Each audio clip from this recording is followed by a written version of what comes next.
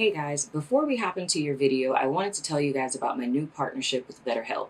If you haven't heard of it, it's an online resource in which you can find your very own friendly local neighborhood therapist, no matter where you are in the world. You sign up, and within 24 hours, they match you with a licensed therapist that's right for you. And you can talk to your counselor every week via phone or video chat, and you also have the opportunity to text them in between sessions. As most of you guys know, I am also a licensed professional as well as a mental health advocate, and sometimes in these readings, very in-depth topics come up that are very intricately related to mental health, and it's for that reason that I offer this resource to you guys.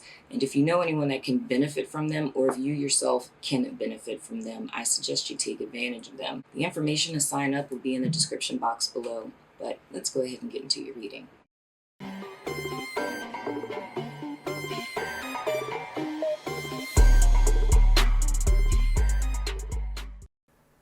Hello, Gemini. And I can tell you now, because, not everyone's going to watch this now, because it's technically not your season yet. We still have time for Taurus, you know? So, happy birthday and whatnot, or whatever. So, welcome to your love reading. I am Princess India if you're new, and if you are family, welcome back, my Gemini friend. Both of you. It was a Gemini joke. So anywho, we are first going to ask Spirit to give us clear and direct guidance for my Geminis. And we're going to hop right into your cards. So Spirit, please give us clear and direct guidance for Geminis in reference to their love life, please, Spirit. Anything that they need to know, anything of utmost importance, I ask that come to the forefront in this here reading. And as always, I thank you in advance, Spirit, because, I know you're good for it, whatnot, or whatever. We're going to be looking at you, Gemini, as well as your person of interest. So we're going to start with you guys' cards. So first card out, we have the Tower. Then we have the Eight of Wands in the reverse. And then we have the Wheel of Fortune. So, okay, Gemini, this is quite interesting and quite to the point, my friend. Maybe I should go ahead and pull your person of interest cards since we're here. I'm Shan. So this is interesting. What it's looking like for me, Gemini, is in the month of May, you guys have April would be, I had to think for a second what comes before May. Don't judge me. But it looks like coming into the month of May, and I would say, depending on when you watch this, because my intention is to encapsulate the entire month of May. But if we just look at this as the middle of the month going into June, and taking in the former part of May as well as in April, it's looking like there was a breakdown for you guys, and I would say it's more or less in reference to partnerships. Now, for some of you, I really need to because I was so just with Taurus, because it was like two different storylines I'm trying to keep up with. So, for my single people, man, I really just need to do like an entirely different single reading. But whatever the case may be, this could be for someone who is coupled, or it could be for someone who's single. If I were to go with my single people first, then I would say that it's more or less a perception that you had or behaviors that you engaged in or a mindset that you have in reference to partnerships or the type of people that you would typically partner with. And I would say specifically it's a history of feeling like the odd man out is what I want to say. So this could manifest, and this would go for a couple people too. If it's in partnerships, there's a history of there always being someone else involved, like a partner that cheats, you know what I mean? Or your partner being more fixated on work or working out or whatever the case may be. It's just there technically emotionally unavailable, right?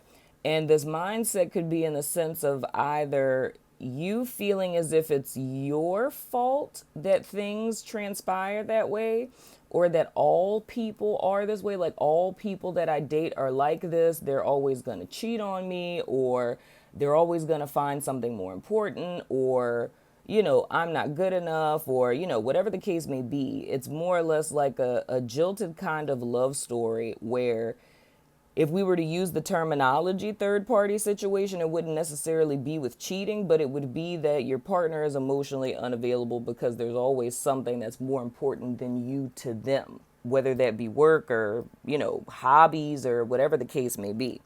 So that's been a history. However, somewhere between April to the beginning of May, there may have been an epiphany that you had in reference to that, or insight that you gained into that, whether it be on partner selection or just personal development that you've done with yourself.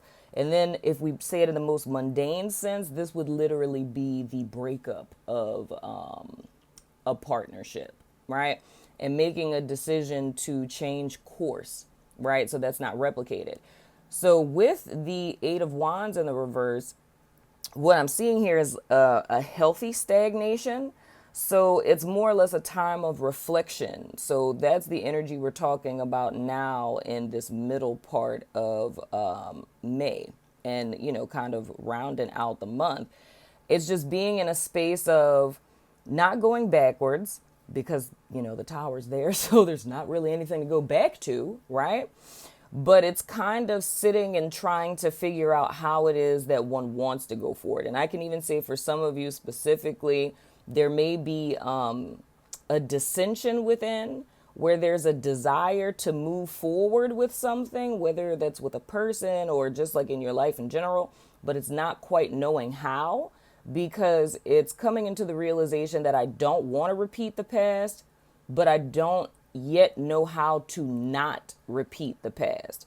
So that's the beautiful thing about epiphanies, is that when we get them, there's understanding, there's awareness of like, okay, don't want to go that route. This isn't healthy for me. But sometimes we struggle with how to bring that consciousness down into 3D meaning into our behavior, like how we're going to act that out in so many words, or what changes need to be made in so many words.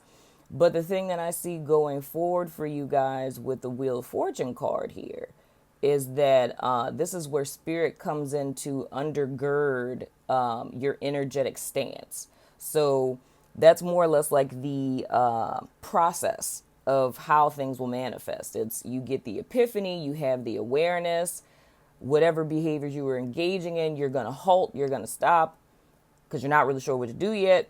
And because you've taken that energetic stance and not investing energy into the old path, that's when spirit will come through and things shift. So I feel for you guys, Geminis just in general, whether you're single or coupled, I feel that there's been a shift in you that is supported by spirit, and you guys are going forward in a direction that's going to be more in alignment with your authentic truth. Now, another thing that I would say here, just for people who are like kind of coupled with someone, whether it's, your dating situationship, whatever the case may be, I feel specifically with this, like if I take all the single energy out, that there's some sort of breakdown, very much like I said before. But the only way that I see that things are shifting with this Eight of Wands in the reverse and the Wheel of Fortune is more or less there was a breakdown in the partnership and things are halted, because it's like not knowing where you guys are going to go forward. But I feel that there's still that same energetic shift.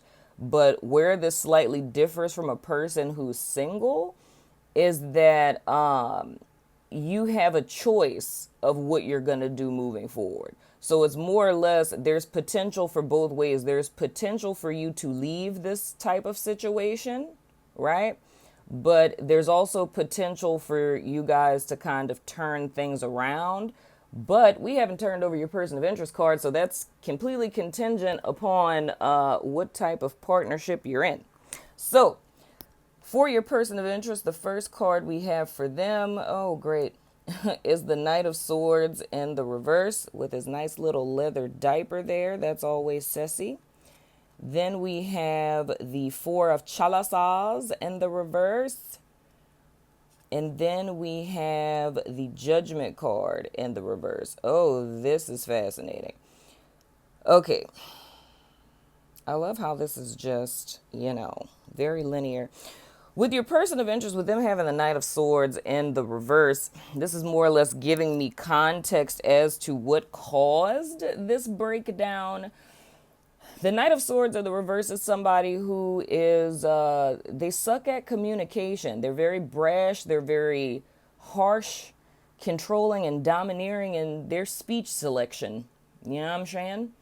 So they're a very cerebral person, and emotions aren't really, I don't want to say, because I don't know the person's inner psychology. I can't say that they don't consider people's emotions like internally, like if it's something that they weigh, but what it is that they communicate to the outside world, one would assume that no consideration is given because they're not, there's no prowess with their speech. It's more or less saying what it is that they're saying with no consideration of how it could hurt other people, how it could damage someone or anything of the sort, right? So saying this in the context of connections and partnerships, I would say that not necessarily that them communicating so brashly was the breakdown per se, but for some of you it could be a final straw, you know? But and that's why, like, for those of you who've left this partnership, you know, it would more or less be a final straw. Okay, not left. Okay, let me just give this disclaimer so I don't have to keep going back and forth. So if this is a person who's not seeing anybody right now that's like single, right? And I mean like single for like a while, then 9 times out of 10, I'm talking about your last relationship. If it's someone who is partnered with someone, like there's someone you're still interested in, then this would be me talking about this particular relationship. So single people, if you're still watching, I'm just talking about a past partner. You know what I'm saying? They're not coming back. So, Venus went retrograde, so I can't necessarily guarantee that. It's possible, but I don't see it in my cards. But, hey, moving right along. So, anywho, but so with this person, it's a habitual thing with them. And for those of you who are kind of on the fence of weighing, like, do you want to give this another chance? Is this going to work out? It would be in relation to how this person engages with you, you know? And I mean, the vibe that I get with this man is just like, the relationship would be like hella mechanical on some stuff. Like it's just, it's very cold is what I would say. Because the person would be cerebral and hella cold. You know, it's just almost like being in a relationship with a person like this is like you're playing a role for them. You know what I mean? It's like if you think about like a job, you apply for a job and like you apply for graphic designer. So you're the graphic designer, like that's what you do. So you're the boyfriend, you're the girlfriend, you're the husband, you're the wife. Like that's what you do, and it's not really like I compensate you in the fact that we're together, but it's like, validating your emotions. No, you're asking for too much. Like that's like the vibe I kind of get. Now with the Four of Cups in the reverse here, that's where the issue comes in because I feel that the pause exists with you guys, those of you that are with someone. The pause exists in the fact that they're not changing. It's like their behavior is habitual and it isn't changing. And this tower, more or less, in the bigger scheme of things, this tower more or less would be the realization of that. So whatever this person is doing habitually, whether it is, overworking, overeating, whether it's like an addiction or speaking very, you know, harsh, it's habitual. And the thing that one would be pondering on is like, is this going to continue? But I feel with this tower, it's like, that the only way that things would be able to continue is if they were to change. And it's kind of trying to figure out now if they will, if things will look different, right? But with this judgment card, in this Wheel of Fortune, it's almost like the option that's being offered to Gemini or cross watchers, because cross watchers have a tendency to resonate up here as opposed to down here. So like the Gemini person you'd be watching for would usually be here. But the choice that's being offered to Geminis or cross watchers would be being offered like a way out of the situation, if you will. So it's kind of like the door temporarily opens, and it's like if you wanted to get out of this situation, you could. If you came to a place of like, okay, they're not going to change, and of course that's contingent upon your specific situation. But it's like with this judgment reverse, it's like, and especially with that being next to this Four of Cups in the reverse, it doesn't really seem like they're gonna shift. So it's like with this opportunity that's being offered with the Wheel of Fortune, it's all on you. It's you making a choice on what you feel you should do by, taking into account and weighing options with your specific situation. But the energy that I see with this person is that it's staying pretty constant. So your choice wouldn't be based on, will they change? The smart thing to make your decision would be, if this person stays exactly the way that they are, what am I going to do about it? Right? So it's more or less a sobering reality of like, this is who they are. And if this is who they are, right? Because we can't expect other people to be different, because we have no hands in another person being different. It's like, that's all on them. So making your decision would be based on if this person stays exactly the same, right? It's like, what decision am I going to make around this? Because if we make decisions from a place of hoping that someone changes, when their past behavior doesn't allude to the fact that they will, that's us kind of deluding ourselves, of thinking that miraculously all of a sudden someone's going to be like all team, personal development and whatnot. So that's really the choice that Gemini is posed with, is, do I stay? Do I go? But just the way that you would want to make this decision is based on things remaining exactly the way that they are now, and if you'd be willing to stay. And I would even say, for those of you who've left partnerships, and if you're kind of weighing in your mind if you made the right decision, it was the same kind of thing. It's like, if you're thinking about the psych colloquialism is past behavior is the best predictor of future behavior, right? Because, and if we put that in the context of like the present moment, if you want to know what your future is going to look like, it's going to look exactly like yesterday and exactly like today,